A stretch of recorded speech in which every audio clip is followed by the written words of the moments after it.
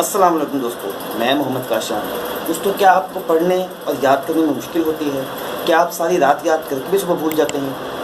तो अब ऐसा नहीं होगा, क्योंकि मैं आपके लिए इन सब मसलों का हल लेके आया हूँ। जी हाँ दोस्तों, आज मैं आपके साथ लर्निंग स्टाइल के बारे में बात करूँगा और इससे आपको आपके पढ़ने में, ठीक है, आपकी एग्ज़ाम प्रिपरेशन करने में, और आप इस तरीके को अपनाकर आप अपने मार्क्स 90% तक बढ़ा सकते हैं। जी हाँ दोस्तों, अब तक की जो रिसर्च है उसके मुताबिक इंसान के 3 लर्निंग स्टाइल होते हैं। First visual learner, second auditory learner और third kinesthetic learner. Visual learner वो लोग होते हैं जो किसी चीज़ को देख के सीखते हैं।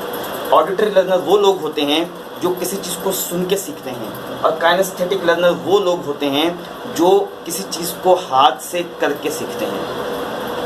तो दोस्तों, अगर हम इन तीनों स्टाइल्स की मदद से हम इन एक्टिविटीज़ को अपनी पढ़ाई में शामिल करेंगे तो हमारे लिए यकीनन पढ़ना बहुत आसान हो जाएगा, और इसके साथ साथ हमारे रिजल्ट्स और हमारी परसेंटेज में भी बहुत फ़र्क पड़ेगा। तो दोस्तों, मैं आप लोगों को बताता हूँ कि इनकी कौन कौन सी एक्टिविटीज़ करके आप अपने लर्निंग स्टाइल को पहचान सकते हैं और फिर उसके मुताबिक तैयारी कर सकते हैं। जी हाँ दोस्तों, सबसे पहले इसमें होता है डूडल लर्निंग। डूडल लर्निंग बोलते हैं जिस चीज़ को हम पिक्चर्स में याद करते हैं।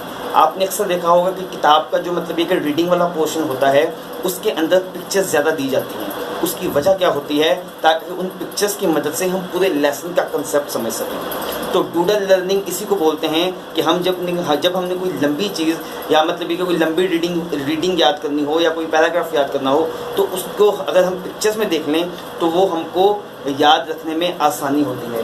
सेकंड तरीका होता है चेंज प्लेस। दोस्तों, अगर आपको कोई चीज़ एक जगह पे बैठकर याद नहीं हो रही तो रिसर्च बताती है कि आप अपनी जगह चेंज करके याद करेंगे तो आपको जल्दी याद हो जाएगी। उसकी वजह यह है कि रिसर्च ये बताती है कि हमारे दिमाग के अंदर जीपीएस की तरह छोटी छोटी चिप्स लगी होती हैं, जो जैसे ही हम अपनी जगह चेंज करते हैं तो वो क्या होती है, उनकी जो वर्किंग होती है, वर्किंग स्पीड होती है, वो भी चेंज हो जाती है। उसके बाद तीसरा तरीका होता है रिकॉर्ड एंड प्ले। ये एक ऐसा तरीका होता है, ऐसे आप देखते हैं कि अक्सर हमारी बुक्स के फार्मूलाज ऐसे होते हैं जिनको याद करना मुश्किल होता है, जिनका कोई कंसेप्ट नहीं बनता, उनको हमको रटना पड़ता है। तो उनको हम क्या कर सकते हैं, उनको हम रिकॉर्ड करके और बार बार अगर सुनेंगे तो वो हमारे जहन में बैठ जाएंगे। चौथा तरीका है स्टैकिंग का। स्टैकिंग को एक ऐसा तरीका है जिसके अंदर हम चीज़ों को ग्रुप्स में याद करते हैं। मिसाल के तौर पे आपने बाज़ार से सामान लाना है, ठीक है, और आपने कुछ सामान जो है वो जैसे कि 2 टाइप का सामान है कि आपने ब्रेड लेके आना है, अंडे लेके आना है और आटा लेके आना है।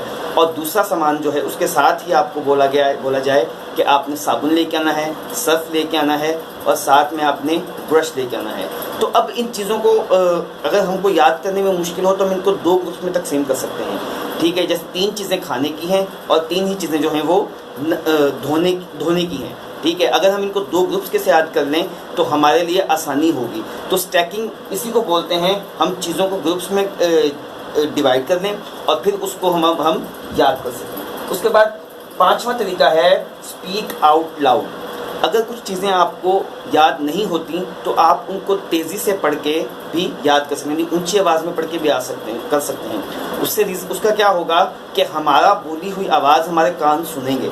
जब हमारे बोली हुई आवाज़ ही हमारे कान दोबारा सुनेंगे तो उससे क्या होगा कि हम जल्दी से उस चीज़ को पिक कर सकेंगे। उसके बाद 6वां तरीका है फ्लैश कार्ड्स। दोस्तों, फ्लैश कार्ड्स जो है ये मतलब ये कि बहुत ECE यानी अर्ली चाइल्ड एजुकेशन में ये तरीका यूज़ होता है। फ्लैश कार्ड्स दिखा के तो बच्चों से पूछा जाता है, लेकिन हम लोग जो हैं वो इसको किस तरीके से यूज़ कर सकते हैं कि जो टॉपिक हमारे मेन हैं, जो टॉपिक मतलब ये कि हम लोगों को उतने याद नहीं जितने अच्छे याद होने चाहिए, तो उनको हम एक कार्ड्स पे लिख लें, फ्लैश कार्ड्स की सूरत में, ठीक है, और उनको अपने पास रख लें। इस तरह जब भी हम स्टडी करने बैठेंगे तो हमारे वो फ्लैश कार्ड्स हमारे सामने होंगे और हमको पता चल जाएगा कि हमने इन टॉपिक्स को दोबारा दोहराना है। उसके बाद